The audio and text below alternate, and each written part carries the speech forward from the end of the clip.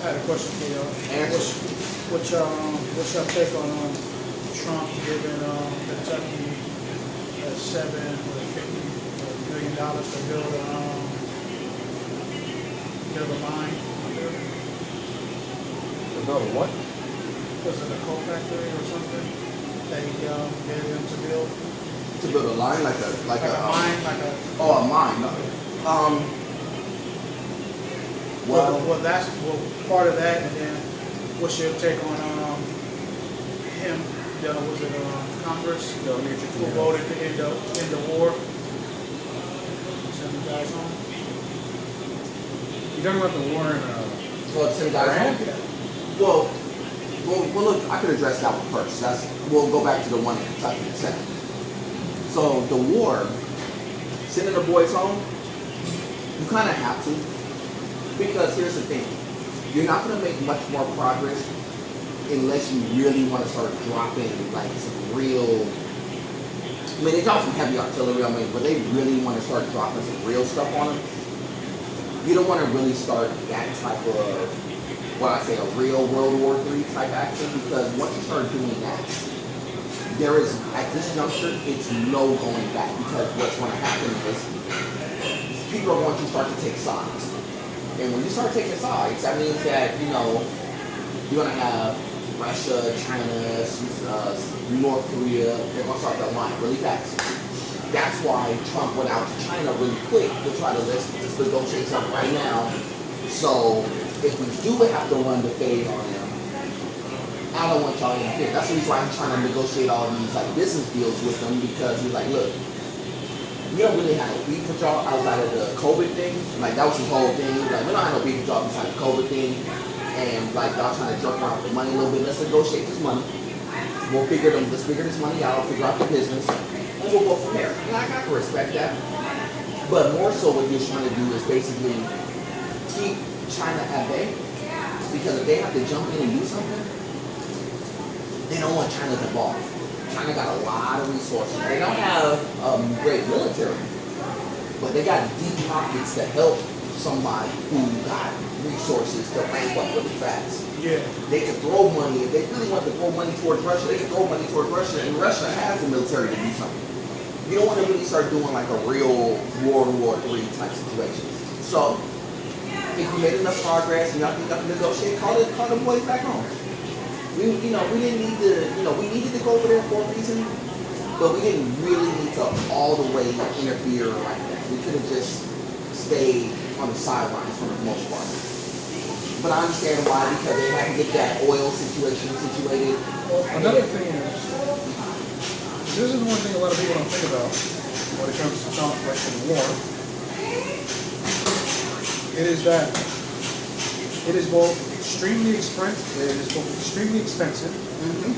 to wage and to maintain, while simultaneously being extremely profitable to those who are selling and making everything.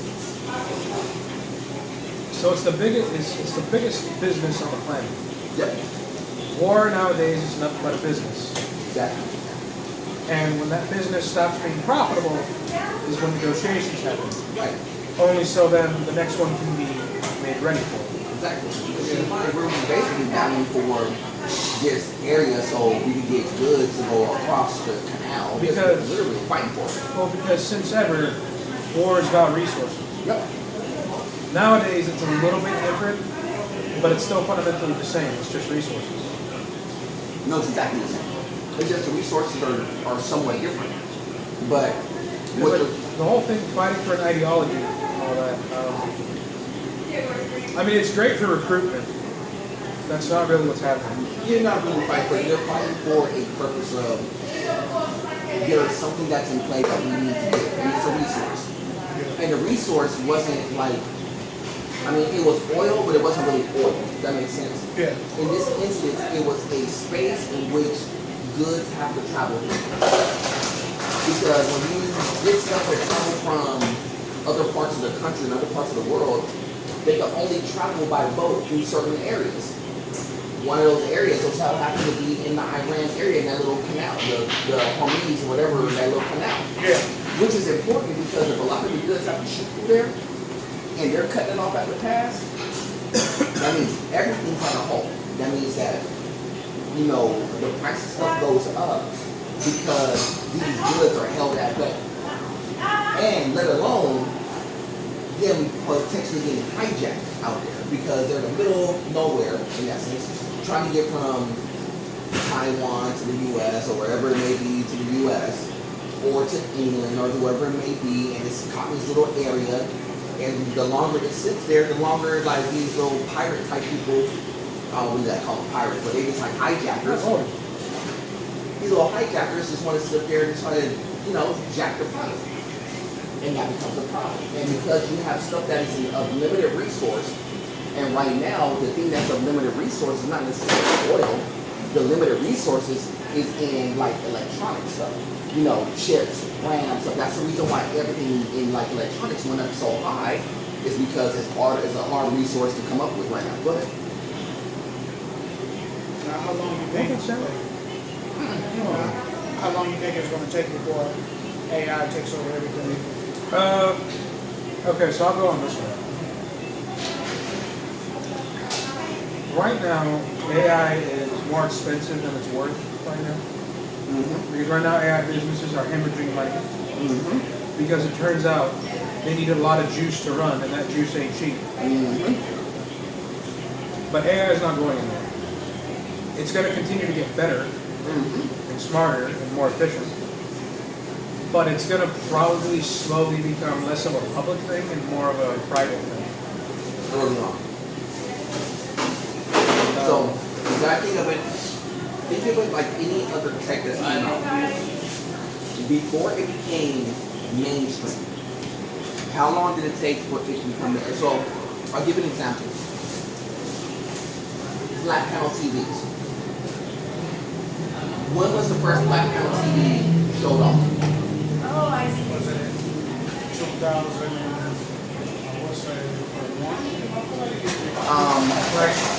Flat screen wise? Yeah, flat screen. Sorry. Year 2000? They were probably sold off in the mid-90s. Just give you an example. But they weren't at consumer level at that time. Meaning that there was prototypes, all that stuff, they were there. Plasma, all that stuff, they were there. They were just too early in the cycle. And it wasn't mainstream. And those flat panel TVs were like $4,000, $5,000, $6,000 for something that was 480p, 720p at max. Here's the thing, that back then, that was amazing. And that's what I'm saying. At that time, it was the best thing smoking. Now, you fast forward, because it's mainstream now, you be like, well, how long was this? That was like almost a 25-year distance. But think about which isn't a lot of time. It's not a lot of time, but it's a lot of time in comparison to where you were. Same thing with AI. AI in its infancy stage really kind of started late 2000, like 2007, 2008, when you really started to kick it around. But you're only about 10 years into it. So you're going to need another 10 for it to be like mainstream. you made a good point. I had a question since you brought up that. What brand was more popular around that time when flat screens started coming out? Was it like Panasonic? Sony. Then Samsung, right? Samsung wasn't really into it like that. It was Sony. Sony Bravia, I forgot what they branded it at the time. But Was it JVC? No, it was Panasonic was in the game at the time. Everybody was on Panasonic. But Crazy. Panasonic was kind of like the budget TV, but Sony was like the luxury TV. Careful. Because if you walk into like a Circuit Cities back then, like they were just selling like crazy everybody to it. But even then, before they even hit Best Buy, they were in spots like nobody would know. Only like people who had real money to get their hands on. They weren't in no like Howard TV and no Best Buys and stuff. They were in places where they were like, you were getting them almost direct to manufacturer. That means direct to manufacturer. Yeah. And the only people who could get them was people who was willing to put up $6,000, $7,000. So you know the reason why the first people who was always to get them is like athletes and celebrities, because they could splurge. So they would splurge on stuff. This is like like when Apple, when they unveiled like the iPads and connected home, they were so far ahead that even though we talk about connected home now to this day, nobody really has like what you call a true connected home. Nobody has like, you don't have connected homes regularly. You don't have, you have certain things that are integrated, but people don't have it like so integrated where you can run it through your phone. But there is people, if you do it right, you can integrate your lights, your refrigerator, your TV. Well, that's another thing too, is that in the modern day, the modern, okay, how do I put this? Basically put, technologically speaking, it's all fractured. Yep. As in what I mean is there's different companies making different hardware, different software. It's not all the same. There's no uniformity. Which means that the only way to really uniform things is either through a third-party app or you buy from that sole company only, but that one company isn't covering all aspects. Correct. So something is going to be missing. And it's a real shame because it shouldn't be that way. Yeah. It should be set up to where it's all interchangeable and interlockable, but there's no real profit in that, which is why you have stupid things like, Apple or Android, right? Where in reality, it's like, no, phone is phone. It doesn't matter. It's interchangeable, intercompatible parts. It should all work and click together. Because that would just benefit, really, the consumer. But then again, when the consumer benefits, that means the companies aren't. Which is a false way of looking at things, because a happy person is more inclined to spend more money. That's true. Because let's face it, when you're stressed out, you don't want to spend money. You don't even want to look at your wallet. The last thing you want to do is look at your bank account when you're stressed out. But when you're happy, you're willing to drop 20, 30, 40, 50 bucks on things that don't really matter. But I'm not even talking about food. I'm talking about just like, I bought a new phone case. Right. Why? Because I could. Part of it, but you want to know why you buy a lot of stuff. That's a good point. Good He makes a great one. I'm gonna add on to it. You want to know why Android and Apple exist? One reason: uniqueness. So let me go into the uniqueness part. People want to get stuff that is unique to them. I was the first person to have this, And floss. and want to show off that, oh, I'm the first one to have this. This is unique to me. I have it. But this is what happens. Like, people are like, well, dog, I like your case. I like your case cover. I like all this stuff. Cool. People like it. Now, all of a sudden, people want to get this said case. But I was the first one to rock said case. Wait, so it's a personality thing that kids attach to. Good analogy, absolutely. Because what you're kind of assessing is that people buy stuff because of uniqueness. Why do you think you have so many car models? That too. Same thing, car models, computers. That doesn't matter. Fashion tell. It's basically like I want to show off something that nobody else has. Show and tell, fashion tell. This has been the same thing since the beginning. You see, in an ideal world, baseline manufacturing, everything is incompatible. Doesn't matter if it comes from Apple or Sony or whatever. Everything works with each other. Everything works together. And if the user wants something unique, then they can customize it themselves. To where customization would rely on the person. But instead, it's reversed. To where now all the companies and everyone else works on specialization in a way, or basically they do nothing but their own thing. We Right. want to know why.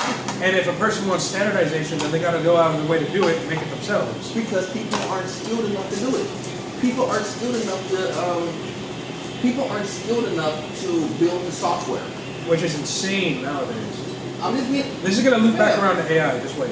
Yeah, I'm just being honest with you. The reason why AI is divided between so many different companies is because you have only like basically 10, maybe 30 or so teams who are able to do it. Like on a grand scale.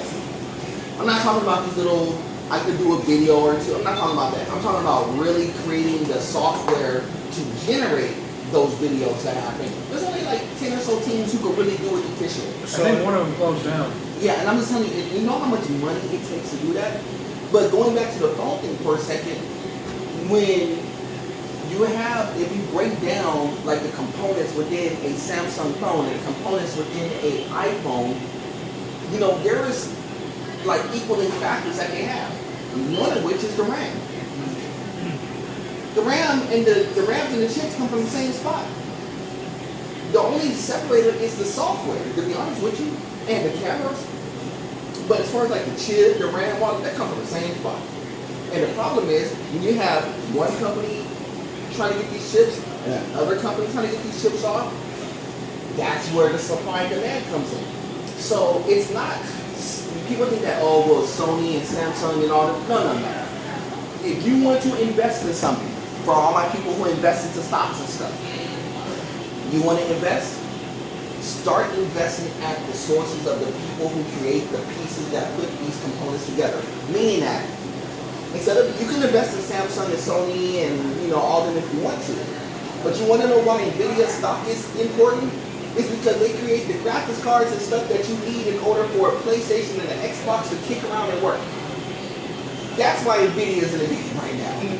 No, I'm just being honest with you. So people start investing, instead of investing in Microsoft and Sony, which is not a bad play, if you invest into that little baby chip company that creates the chips that goes into, that makes the Samsung phones work and the iPhones work, I promise you, you're going to be making money. You want to know why? Because they will always be in business as long as into in business. Well, another thing too is, speaking of manufacturing, right? So what's been on the rise lately is I should be eat some, boy. Eat them fries. Look me in the eyes. Boy, But what I was going to say, oh yeah. So hopefully, in the coming decades, what we'll see, because of the rise of 3D printing, right? Now, 3D printing is for more than just printing out toys and miniatures and all that. I mean, granted, that's what it really seems like it's used for right now, but it's really more than that. It's much more capable than that. And that is basically at-home manufacturing. Yep. Right, which is the hope, because they're getting more advanced to where these things are going to be, they're already able to print metal.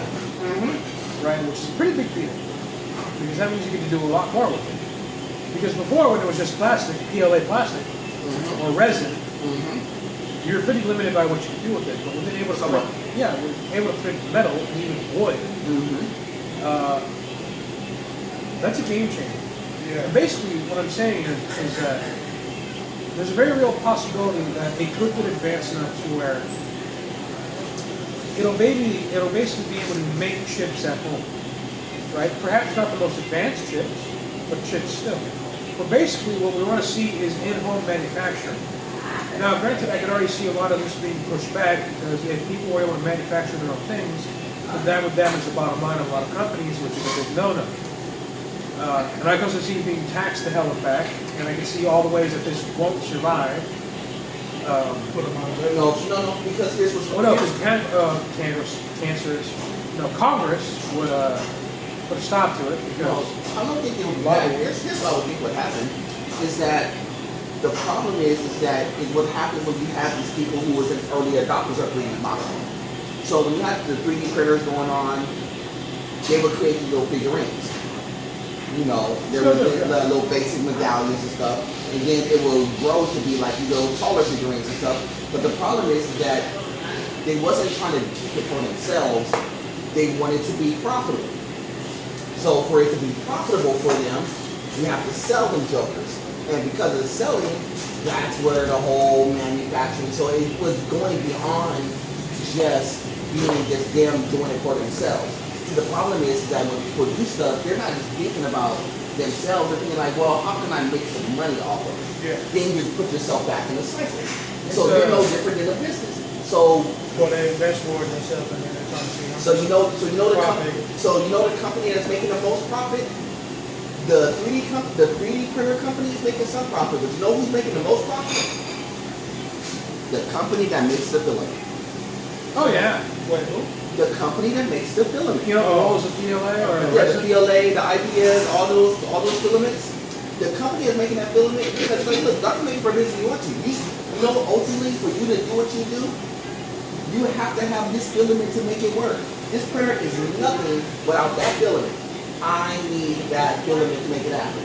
That's why I say, when I say go back to the original point of how you invest, people invest into major companies that they know, but if you start investing into companies that make the pieces to help these bigger companies succeed, because a lot of these bigger companies offload these smaller tasks, I'm gonna offload this to a smaller company and smaller outfit to do these chips. I'm gonna outfit this so the PLA filament can work on my 3D printer. I'm gonna outfit this so I can get graphics cards for my PlayStation to work more efficiently. Invest into them. Even though you may think that, well, they're not a big company. Oh, they are a big company. They're just not a mainstream company with a mainstream name that you know. They're not a Microsoft. They're not a Sony. They're not this. But they're a company that is making billions of dollars off the strength of these bigger companies who just said they want to offset their business by growing some of these tasks to these other smaller companies. Now, what happens when some of these smaller companies go bankrupt? Do they still pick them up on that? Those smaller companies, I'm gonna tell you, a lot of these smaller companies don't go bankrupt. You know, the only time they go bankrupt is if they have bad management at the top. So it's not going bankrupt; it's going dormant. Yeah, they're just going bad. They're just going bad because they have bad management. If a company is doing well as far as like their manufacturing and stuff, the only way they go bad is if their management is bleeding the money somehow. Now, That's the only way you mess it up. You can't mess that up. now to change topics a little bit. You saw it recently. Ooh. Can we go? I know what you're about to say. Can we do this real quick? I'm gonna do it in a different way. Just don't mind me. What is your top 10 worst movies of all time? Not best, worst. You back on this topic? Yeah, nah. I had some additions and subtractions. All right. So I got additions and subtractions. The worst movies that I'll put it to, I'll make it easier for you. The worst movie that you have to sit in the theater through. oh, okay. We'll go there. We'll make it. I'll We'll start with simplify that. it. Go ahead. Us. Wow. That You'll movie- get a lot of people. You'll get a lot of people mad now. But Make it die mad. I know. Okay. Us. That movie was awful. Okay, we'll keep us. Come on now. Well, it was awful. It's right up your alley. I think the worst movie I ever saw in the theater. Well, not the worst. The worst movie that you had to sit through in the theater.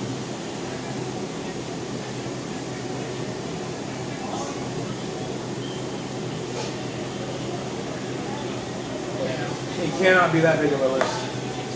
It can be, because it's I all know out movies. movies. I've seen movies, yeah, but I can't recall. I said, you know, this movie is trash or worse. You know, it's okay, but I would say for me,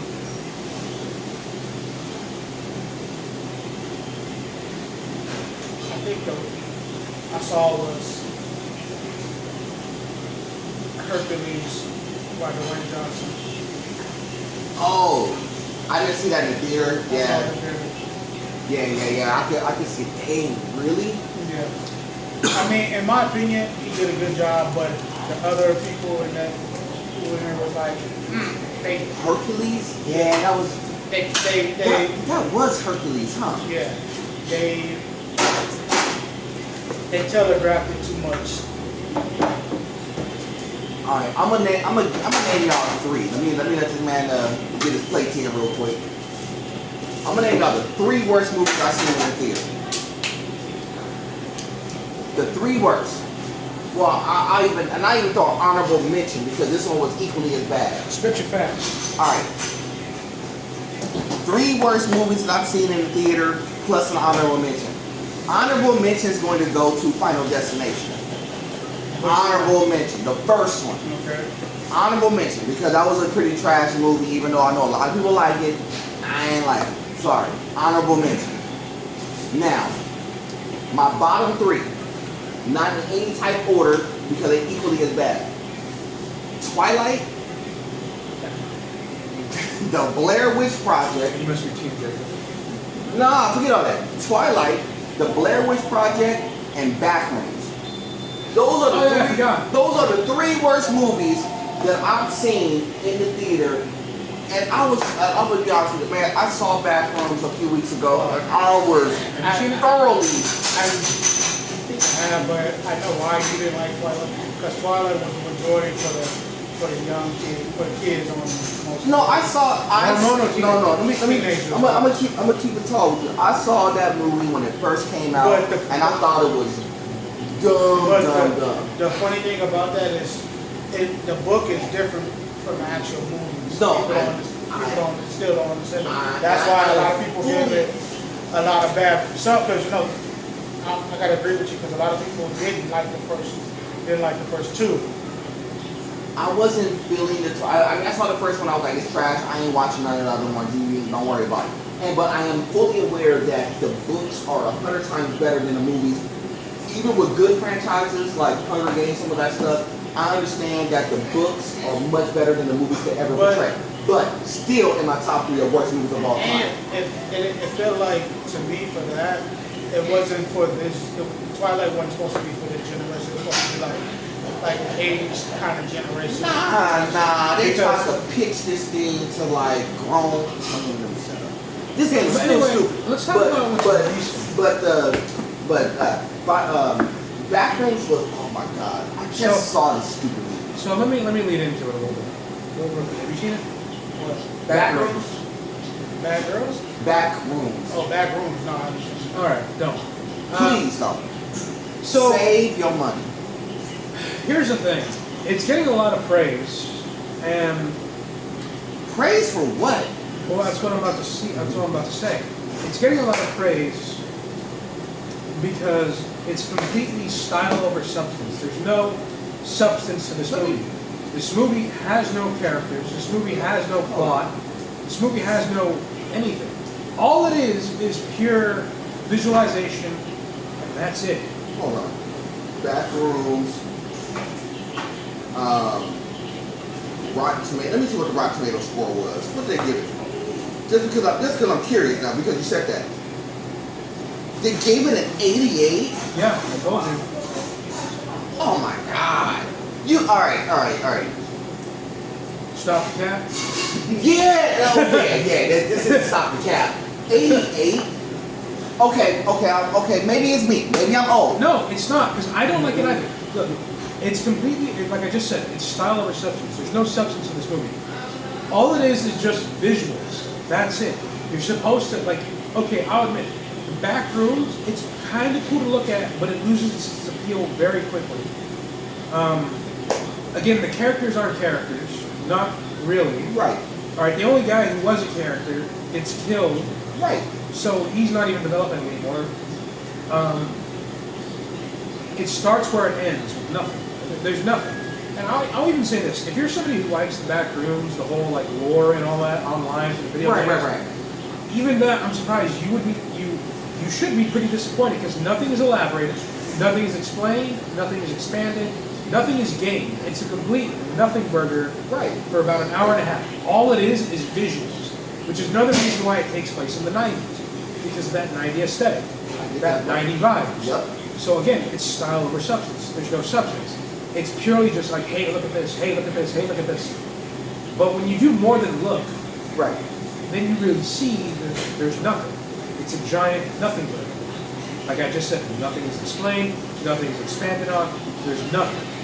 It's just, you're just kind of looking at it thinking like, now, okay, well, now I'm gonna let the kids in the back here. Y'all want to challenge this because apparently there's enough of y'all who gave this thing an 88%. Even the fan one was like 77. I'm like, you mean to tell me 3/4 of y'all actually liked this movie?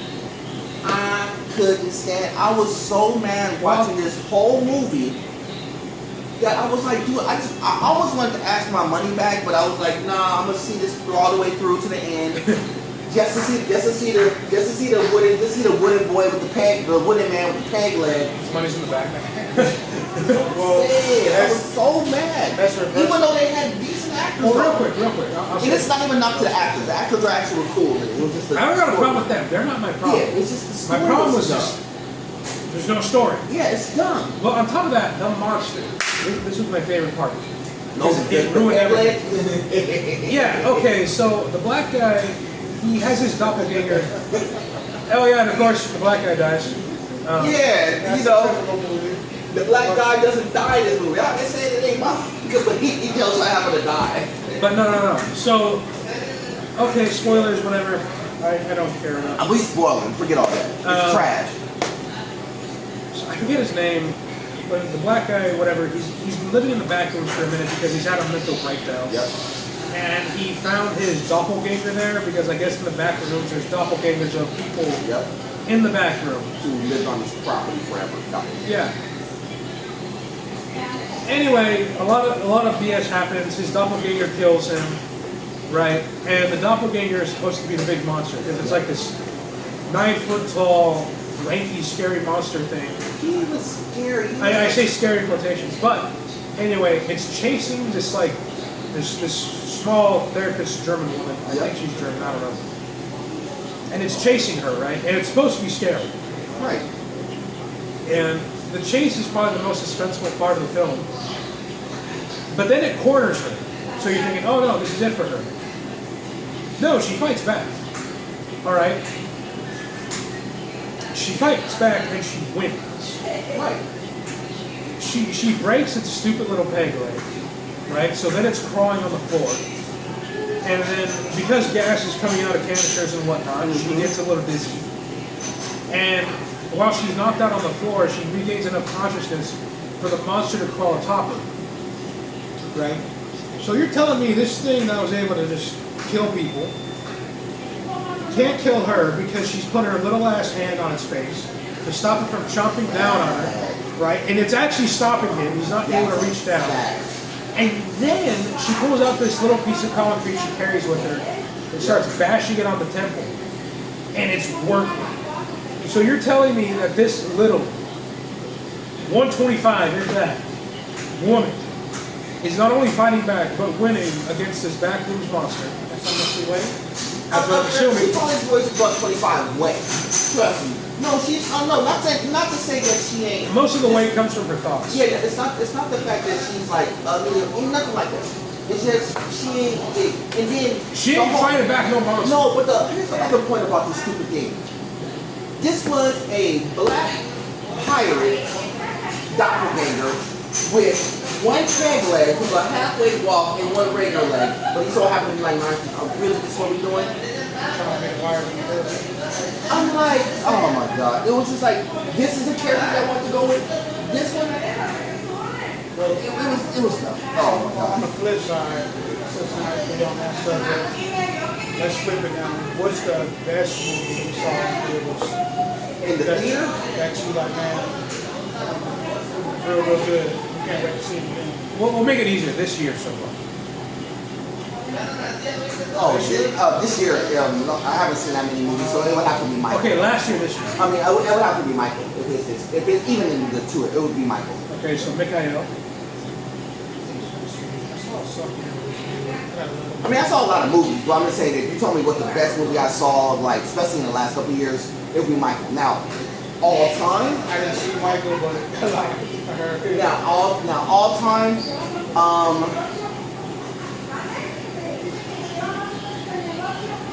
for the era, I mean, because for the era. I saw Mortal Kombat 2000. Yeah, I haven't seen that yet, but I heard it was dope. Of all time, that's a good question. I think for the era, for me personally,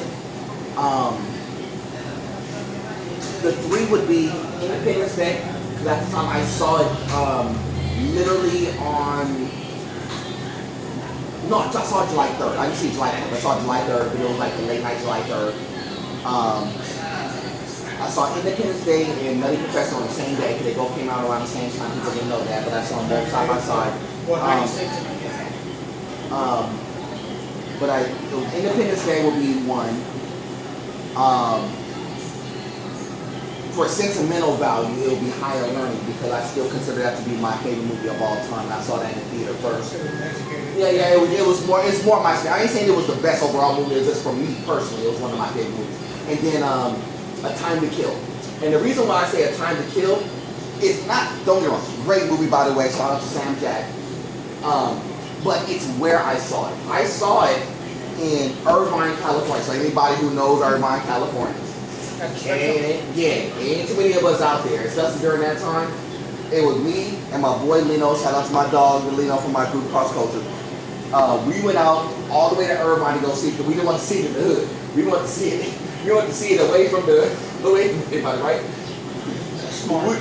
No, it wasn't smart. Well, no. Yeah, it was like, okay. No, it wasn't. I think that was like one of the craziest things we did because everybody was looking. We were the only two minorities in the theater at the time this movie was playing. Really? I'm dead serious. I'm not trying to be funny. I'm the theater boy. More or less. And me and my boy Lino was like, when they went to the, I wish they died, and I wish they burned in and be him. We're the only two clapping, right? Oh my God, yeah. We have to walk out there. We up there talking all crazy about it. Everybody else is walking out of that theater so quiet and stuff. Oh, I was like, oh no, yep, no, we ain't doing that again. But as far as like the movie itself was great. But I was saying, it's just for the experience. That's the key thing. It was just the experience of when I watched certain movies will do make people jaw drop and make them walk out of theater speechless because it's like that actually happened. But the reason why I say it's one of my favorite movies I saw in the theater is because of the experience. Same thing with Higher Learning. When I saw Higher Learning in the theater, what made it one of my favorite experiences in the theater is because I saw that movie. That was like one of the rare times when I saw it with my whole family. My mom was there, my sister was there, my cousin was there. We took up 2 rows of a theater because of the family. We all went to go see the same movie together, which was crazy that we chose that movie out of all the movies to go see, but we did. But that was like it was the experience of going with my family that was really good. And I don't even think my cousin didn't even remember this. We saw it at the Magic Bowl. Well, it was called the Magic Johnson. But no, it was cool. It wasn't crazy. It was just like, we were just up here reciting lines. So it was funny. Me and my cousin Eric. It was crazy. I remember that to the day. But anyway, I think for me, I really enjoyed watching 007 Skyfall. I saw that in theaters and I loved it. Skyfall was cool. But I like the basketball. I like the World's Not Enough. I mean, I saw that in the theater. That was cool too. But Skyfall was dope. Skyfall. Shout out to Adele. The Conjuring. Which one? Part 2. The Conjuring. I didn't see. I saw it. But I didn't see it in the theater. I have The Conjuring. Yeah. And then I think the third one. And it's irrelevant, but I enjoyed it. I think a lot of people enjoyed it. Was Godzilla. Which one? Now. The one with Ice Cube's son. Isn't that the latest one? Was that Kong versus Godzilla, wasn't it? No, that was before. It was the one after it. Yeah, the King of Monsters. That was actually good. You know what? I didn't see that one. And I didn't even see it on HBO or nothing. That's terrible. Yeah, I know. But it's good. It was real good. I need to watch that. That's a good call. And I think the final one, I will say, for me wise, it's gonna be Sylvester Stallone. And it's Pick Creed. That's good. No, not Creed. I was playing. It was the one. I forgot the name of it. But at the end, he's at his house at the Cowboy, and he makes all the bombs and stuff. So to eliminate everybody because they kidnapped his yeah. I forgot the name of that movie, but I know what you're talking about. But it was real good. That was cool too. It was real good. I mean, don't get me wrong. There was a lot of good movies I saw, like Gran Torino, some other ones. I saw some good movies. Don't get it messed up. It was just those are the ones that I could, literally remember that stuck out. And that's not even including the ones I saw like premieres of. I was just talking. I saw the premiere of Empire, like when they first debuted it, and John Leguizamo was actually in the theater, like hanging out and watching it with us in the back. I've done many of those many times. I mean, I saw a lot of the Disney movies with the kids and stuff. But yeah, I mean, as far as like best movies, yeah, that would be definitely as far as like the best movie call. But I also saw yesterday, last time. That's why I'm tired now. I saw Master of the Universe. Oh my god, that's another kind of like trash movie. Don't go see that movie. You know the movie is beating everybody out right now? What? I haven't seen it yet, but it's number one in the box. What? Scary movie, the new one. That's not even that good. Was it out yet? Yeah, it is. I haven't seen it yet, but I mean, if it beats out Master of the Universe, it tells you how trash Master of the Universe is. Okay, well, real quick, let's explain why Master of the Universe sucks, and I'll say why. So the problem with Master of the Universe is that it completely lacks any form of sincerity, meaning that when there's moments where you think it would be taken seriously for just respect of the audience and more importantly the movie itself, there isn't. There's a lack of sincerity. There's a lack of seriousness. There's a lack of cohesion in a way. Because, prime example, when Prince Adam first gets the sword, and he does the whole thing, and he transforms into He-Man. It's a really cool moment. That's like one of the reasons people go to the movies to see, right? But we can't have that. So after that cool moment, he makes a fool of himself, and here's some slapstick. Basically, they insert jokes in the movie where the jokes aren't funny. If anything, they're insulting because they're taking away from the experience, Right. and they're removing any form of groundedness or sincerity, Right. which is just stupid. It's almost like they're afraid to commit. Which, No, because they want him to be a goof. They try to make it like slapstick goofy when you could have just made it like a serious Master of the Universe, and it would have been cool. the one from the 80s is more sincere because Exactly. it knows what it is. And then even if you saw like the you movie, said, even can't had be Dolph. master of certain masters. No, but it had Dolph in the movie. That was the kicker. Dolph was in there, and they actually made a good homage from them handing off the baton, more or less. I was like, it was a dumb moment. Then they made it goofy. Then I was like, oh my god. Also, you love to see it. Who played? Was it Chris? Played Chris. I forgot old boy's name. He's a young cat too. Okay, so last one. And then no, but let me what I said, give me a few seconds. And so the other part of it is, it was like at the very end. What are you gonna name yourself? I just call myself He-Man. I was like, you got it. It was like the whole thing is like you downplayed, and then the girl who was there, who was apparently supposed to be She-Ra, they didn't even name her She-Ra yet. They didn't even feel like you're just warrior princess. No. My favorite? Oh my god, I was favorite. I was like, Because you love to see it, right? You love to see the main protagonist get friend zoned. and that was the other thing. How you gonna get friend zoned by somebody you know is She-Ra and you know? Oh, let me get it. And then the cat, the cat who was all like trying to make all these little, do I really have to? I was like, oh my god. Can y'all have one serious moment in the movie where y'all actually take it serious? You know what makes the Marvel movies were actually good and like the OG Transformers were good? Because they actually took them serious. Spider-Man, they took them all serious, so they had jokes weaved in there, but it wasn't all about jokes. It was about disrupt the flow. Yeah, it was like, okay, I have a joke here, joke there, but it wasn't taken away from the whole movie. No. This thing they tried to do, like, I probably said pause 7 times, literally. I'm saying that out loud. Pause. And everybody looking at me crazy, like, he's doing dick jokes half the time. I'm like, pause. I ain't trying to hear all that stuff when I'm watching a movie. Pulling a Johnson. More, it wasn't that egregious. But they did talk about how old girl was like, oh, you hit me in the loincloth, I could look on it. I was like, really, this was doing? It was stupid. It was like one of the dumbest, it was the dumbest movie that really could have been really good. And they messed it up. And so, if they were thinking about doing a part 2 or a part 3, they probably would do one. But it's just going to be too goofy. Like, you know what they took the premise from, and they did a terrible job of it, but the other movie did?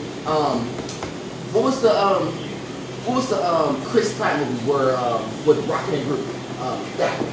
They're trying to be like goofy, like Guardian of the Galaxy. They're trying to be funny like Guardian of the Galaxy, but Guardian of the Galaxy they even took that, even though they had a lot of jokes, But they took that seriously too. Because they knew there was going to be an Avengers. Exactly. Yeah.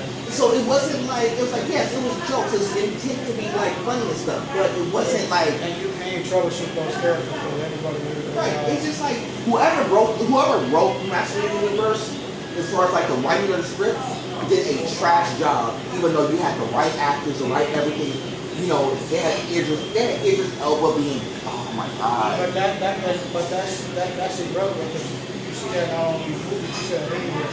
When you have certain writers, the creative team who really doesn't have the necessary skill to create something falls down. Sounds like wrestling at this point. That's a different conversation. But go ahead. You got another question? Go ahead. Yeah. We dialoguing. So what's your take on the NBA finals so far? Knicks up 2-0. Yeah. Knicks up 2-0. Man, they went in San Antonio, ran the table. They may sweep them going home. We'll see. You know what I really enjoy about this one is how New York is like coming together like as a whole family. Like now you start to see even more celebrities, more people from the past who's from New York who never got a championship. Like you see Patrick Ewing and stuff like that. You know, he was dapping it up doing the interviews. And you see my boy Stephon Marbury who's in the crowd. But it's a good, it's cool, but it's for me, I think it's like a little bit emotional because you can see some emotion in some of the players' eyes, especially Westbrook. Remember, one. Yeah. So if they win, that's gonna be, No, if you win, then cool, I get it. You know, I'm gonna tell you what did Kobe say when he was up 2-0? Job ain't done. Were you happy? Was there to be happy about? Job ain't done yet. See, that's the mentality they should be taking in. See, people talk that mama mentality, but see, that's true mama mentality. No, it's like, oh, I'm crying, I'm all over it. Nah, it ain't over yet. the job ain't done yet. You celebrate when the job is complete, not before, not during. That's why Spike Lee wasn't really too much jumping up. He just said, we still got work to do. It's like if y'all don't take this, if y'all don't take what rest in peace Kobe Bryant. If y'all don't take what Kobe Bryant says to heart in y'all everyday life, I don't know what's wrong with y'all. I got like I said, I think the Knicks will take it though. No, I think even though Spurs got a good squad, especially that boy. No, Wemby's nice. Wemby's nice. He's nice. Don't get it wrong. I'm gonna be honest with you. He the next one up. Yeah. Don't get it messed up. And I guarantee you, this time next year is a good possibility they're gonna win next year, unless like somebody like the Lakers or one of them get their act together. But if they don't, it's really gonna be San Antonio's time. But the one thing about New York is that because they haven't won, I understand how emotional they get. This is probably the closest that they've tasted the championship in a long time. So for them to win anything, I get it. It's just like when the Lakers was winning, just like when the Dodgers went out here, even when the Angels got busy out here, when the Rams got busy, when teams get busy out here, we do the same exact thing. So don't act like it's nice. It's something different out there when it was out here. When the Lakers won, when the Lakers was winning, even when we went into the COVID year, we were still partying like crazy. Even in NHL, hockey. Same thing. Let the Kings mess around and win something. Let the Ducks win something. Blow up another car. That's what I'm saying. Let the Kings or the Ducks win something. I promise you. It's what it is. I don't care. Even the soccer team, even if LAFC or the Galaxy win something, I promise you. They play next week. That's what I'm saying. Don't get it messed up. But it's a good thing. But I am happy for them. In the grand scheme of things. I just understand how sports is, especially when a city hasn't won nothing, they just want to have something to rally around for. And, a city like New York actually needs it. So give them a sense of hope. Yeah, they actually need one. So I'm not even hating that they actually won or not. Anyway, keep asking away. We got questions. So, y'all catch that Xbox Game Showcase? So I caught snippets of it. No, I caught snippets of it. I did see certain games that they introduced. I know they had a new console. So I want to. And they did show. I saw bits and pieces of the Gears of War eBay showcase. I didn't see that. They got a new 007. The 007 is already out. It's already out. So I did see half of the eBay, the eBay Gears showcase. Of War eBay, huh? Well, not. This Battle of the Scalpers? Yeah, facts. Battle of the Pokemon Scalpers. We can talk about that. We can talk about bricks and minifigs. Oh, them bastards too. I actually put up on a side note. I actually put up on a bricks and minifig store out in. You shot them? No, I was. That was crazy. I was driving home from the movie theater after watching Master of the Universe. So I had to pull up to the side for a second. I pulled up to the side. I was like, that's a bricks and minifig. I just wanted to go up there and raise some. And one in Open the glove box. Yeah, that's what I'm saying. Is there one in There is, it is. There's a bunch of them, but anyway. Besides that, back to your Xbox thing. E-Day looked really good. I didn't get a chance to see the whole thing. I don't know if they announced the release date for it. I didn't get a chance to see all that, but it did look really good. The one thing I noticed about it is that it looks like it plays faster, which I think is a good thing, because it looks like they kind of quickened up the cover system. Like they still use cover system, but it looks like it plays a lot faster version of the cover system, which I think people will like that a lot.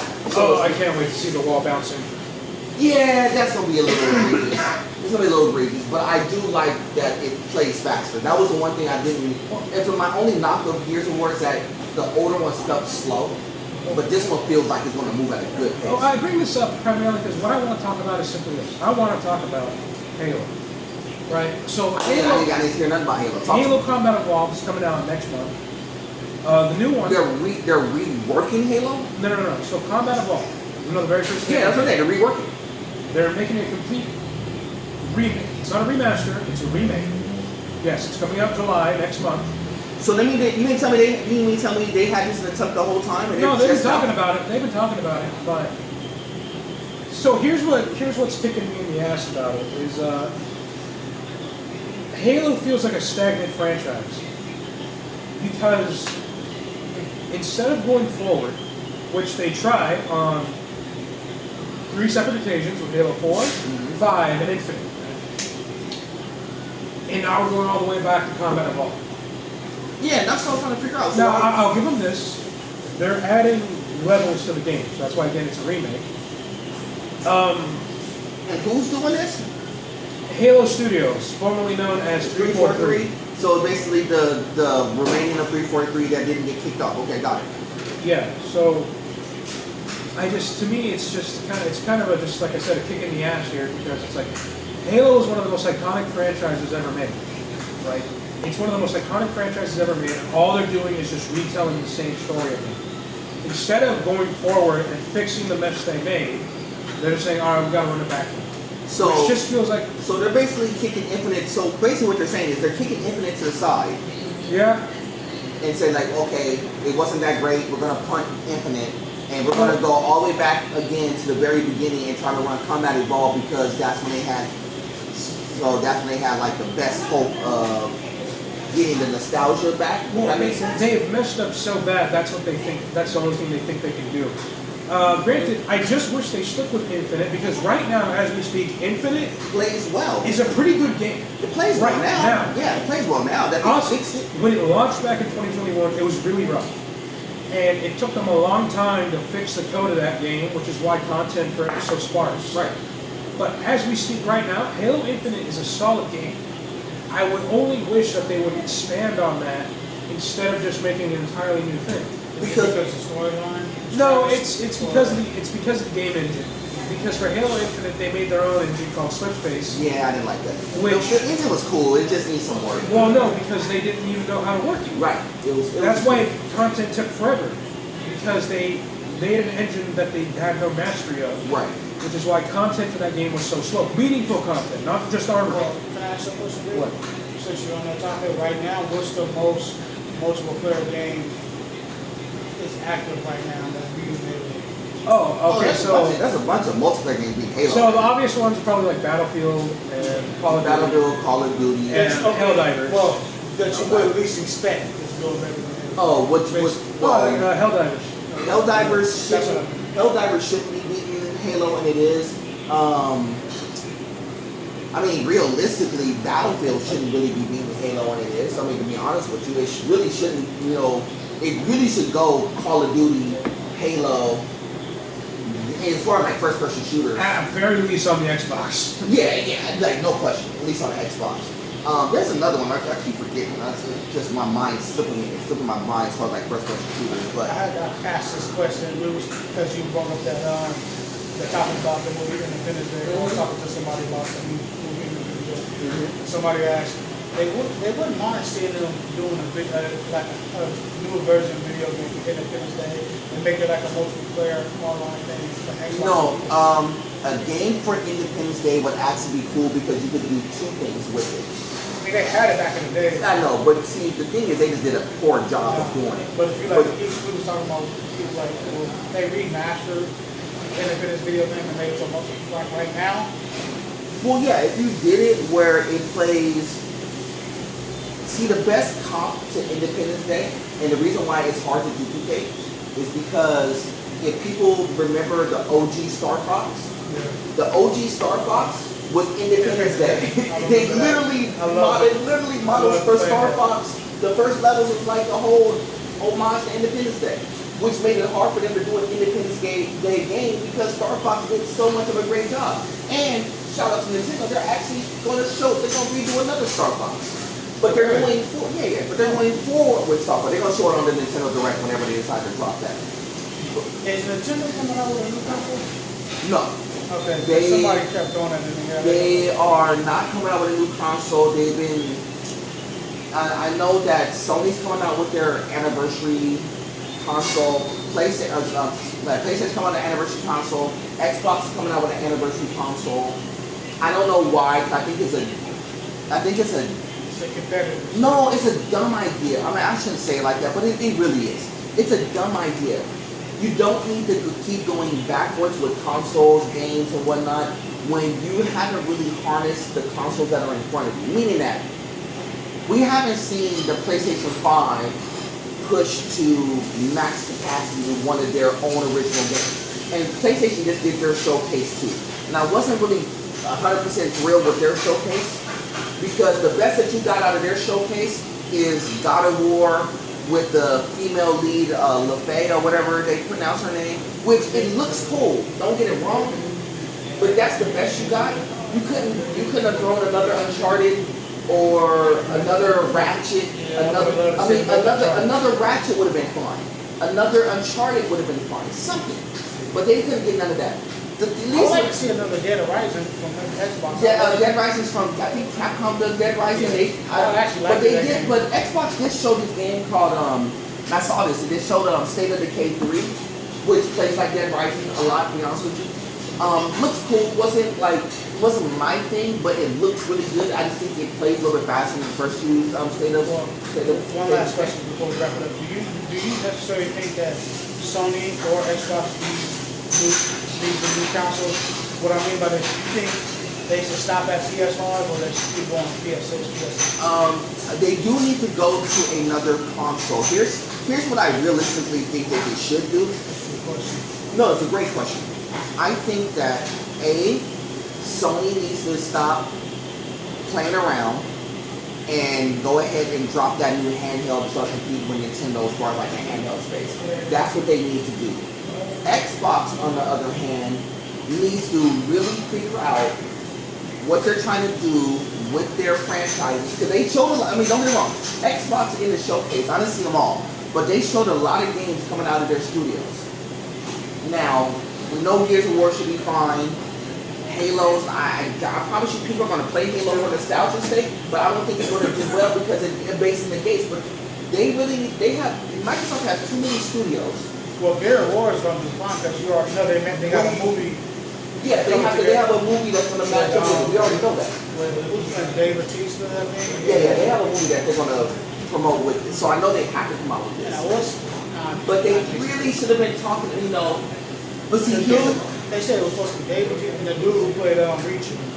Yeah. He's supposed to be in it. That's actually going to be kind of good. But see, the problem that you have with this is that Microsoft, until just recent, hasn't had one good game. They haven't really had one top flight game in their arsenal until they came out with Forza. Forza was like the first top-notch game that they kicked out in like 3 years. On the console, ain't nobody been trying to really run no run, so everybody's been sticking to PS5. Well, but see, even PS5 had, PS5 is dropping some stuff, but it's like, come on, Xbox, do something. Well, no, because real quick on the topic of Halo, you forgot to mention this is a pretty big deal, but the newest Halo, which is coming out July 28th next month, is going to be on the PS5. The newest Halo. It's going to be on the PS5. That's not going to be good. The newest Halo. So there's, That's not going to go good. let me tell y'all something. That's really This is for. No, that just goes to show that they don't have a lot of confidence in it. No. That's supposed to show that they don't care about it no more, so now they can just go to another company. Yeah, see, that's my problem with Microsoft. Because some people would say that they're whoring it out. Let me. So now it's like, here, Sony, There is no world. you got it now. There's no world in the Take my gaming. bitch. No. There's no world in the gaming world where certain games shouldn't cross over. Halo should not see the light of day on no Nintendo or no PlayStation. Same thing goes with Uncharted, God of War, and Ratchet & Clank. Should not see the light of day on any other console that should be with PlayStation. Just like Nintendo, the smartest thing that Nintendo has ever done is kept Mario, Pokemon, Legend of Zelda, King Icarus, Star Fox. They kept all them things in-house. You ain't getting them games. Them things ain't seen the light of day on no console. You know how many people that ask? My favorite. Shout out to Duke Nukem, by the way. But I'm saying that those games, Halo should not see the light of day. Gears of War should not see the light of day on nobody's console. And believe it or not, I was actually pissed off that they actually shot Forza the PlayStation, because Forza should not have seen the light of day on any other console. Yeah, because it's too good of a game. Because Gears of War E-Day isn't going to be on PS5. That's still an Xbox exclusive. But Forza should have been an Xbox exclusive. Well, no, what I'm saying is that goes to show what they have confidence in and what they don't. Right. But Forza is like the best game that they have. It's going to be probably in the top 5 for game of the year. If you talk to some of the gamers who work at the gaming place, they'll tell you like, hey, this ain't gonna be good. So what are we gonna do? Well, no, they you not see that all the time. When you like, especially I'll be watching this one dude on YouTube where he be because he's a game developer, but he goes after like a little game. Yeah, exactly. It's I a game. It's a game convention. I think it's one in I go to the game convention and stuff. It's one in Tustin, if I'm not mistaken. Right. But he always say that when he goes there, he wants to see what's the.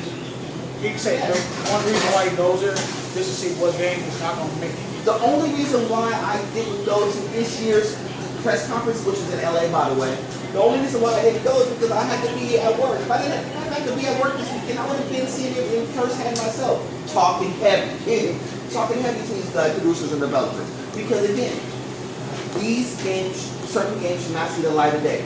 Even when MLB The Show found its way onto their Xbox, that shouldn't have happened because that was Sony Studios' game. Sony made the game in-house. And then they shot it and MLB said, well, we got to put it on Xbox. Why? If I was Sony, I would told them kick rocks. Because they figure like, well, if NBA 2K and Madden. 2K is from an independent team. Yeah.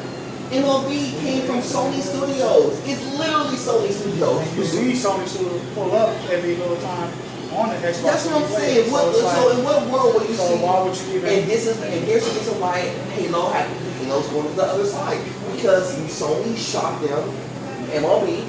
And then Microsoft in turn shot them Forza, Halo, and they're shooting how much stuff. money they all both have. No, it's stupid because if you're going to, here's the problem. If you're going to cross-matching titles, then why would you be committed to any one singular console anymore?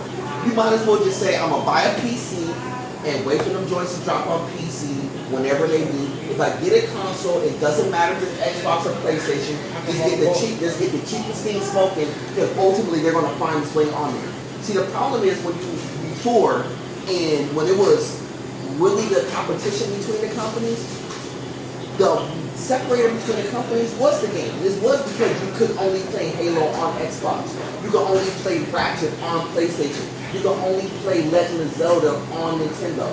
Nintendo's the only one who kind of stayed true to the formula and said, look, I ain't giving none of y'all nothing. I don't care how many times I ask. You know what they did? They snatched up Sonic the Hedgehog. You want to know why? Because as soon as Sega said we ain't making consoles anymore, and Nintendo said, no, we want Sonic 2. And they snatched up Sonic. They made a Sonic game since. I didn't even know what a movie. They made Sonic games. They made them. I'm just saying, now since It's the just movie. Nintendo was the first thing that said we wanted a Sonic game because we was tired of competing with them because that was the only game that actually gave them worry. They're not worried about Xbox or PlayStation. They were worried about Sonic. They should have just made Pac-Man better then. Pac-Man the old school boy. Anyway, I'm so mad about that. Yeah, anyway, Backroom sucked. He-Man was mediocre. Halo's coming to PS5. That's so trash. That's so trash. I'm Anyway, here's Paul with the weather. Paul, get your final thoughts, and I'm so mad about that right now. Really don't have no final thoughts, but other than that, is that if you're gonna make a crossover on something, you better make damn sure it's gonna be worth a lot of money to keep the time, because if it fails, as you say, it's not even gonna be memory. Certain people might just play it just for the hell of it, just like, you know what, I have it, just give it a run. But like you said, like you mentioned, Cam, you can't cross over something unless it's necessary going to actually make it true or work. Crossover.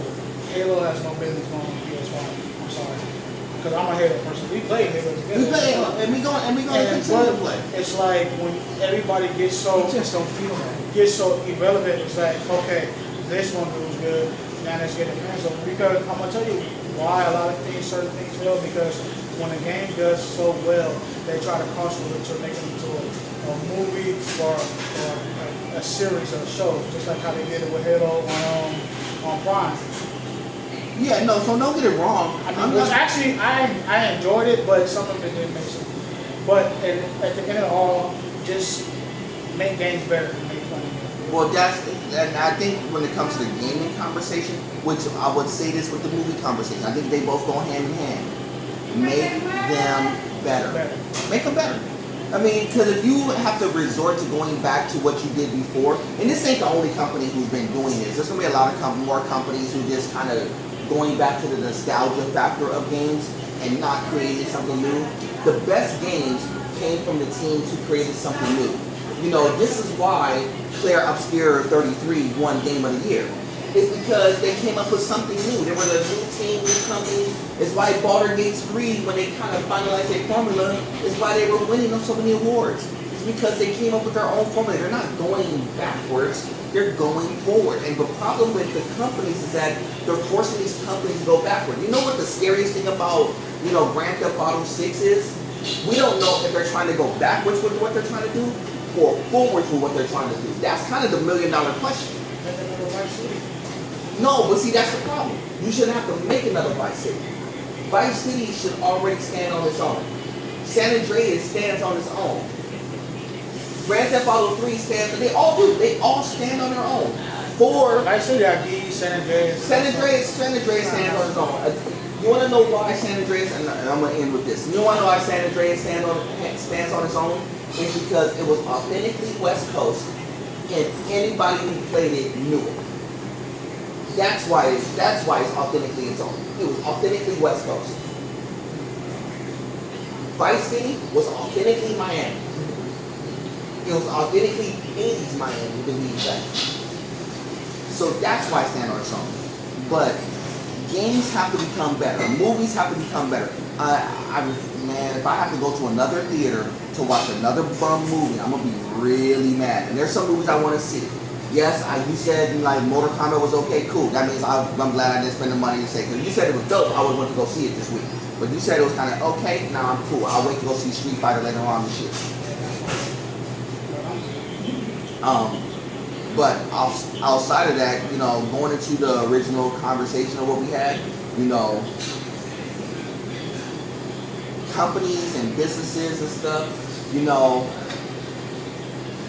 with them, quote unquote, stopping, bringing the boys back home with the war, You want to know how all this stuff kind of tied in together? Is because all the businesses that's connected to that is going to get back to flowing more normal. You know what you started to notice? As soon as he said, I'm going to start pulling the boys back, you notice that the gas price started going down real quick. You notice that some of the prices, people are going to be starting to put some of the electronics and stuff on sale real quick because everything's going to start flowing like normal. What you kind of saw for a period of time is that stuff was at an egregious rate. I mean, you try to buy a computer right now, it's egregious what you're spending for a computer right now. And you're not really spending on the fact of the whole computer. It's just RAM is expensive, and the chips is expensive, and graphics cards is expensive, and those are the three components of the computer that you need. And that's why a computer that would normally run you about 7 is going to run you about 11. But with this war kind of take on down, maybe we could get back to where we were, which goes into the whole AI. It's like, yeah, AI, we're a ways into AI, but we're only really scratching the surface. 10 years from now is when AI is going to become mainstream.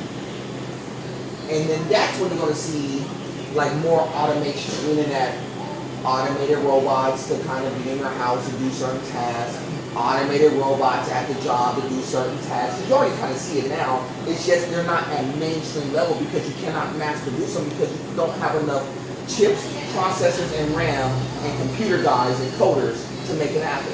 Once you get enough processing chips, enough RAM and all this stuff to make this work, then you'll see it happen. But you know how long it's going to take? About 10 years to make it happen. Just like with flat panel TVs. That's why I use that as an example, because it took a while from flat panel TVs to be from $3,000, $4,000, $5,000 to $150, $100 for a cheap for like a baby.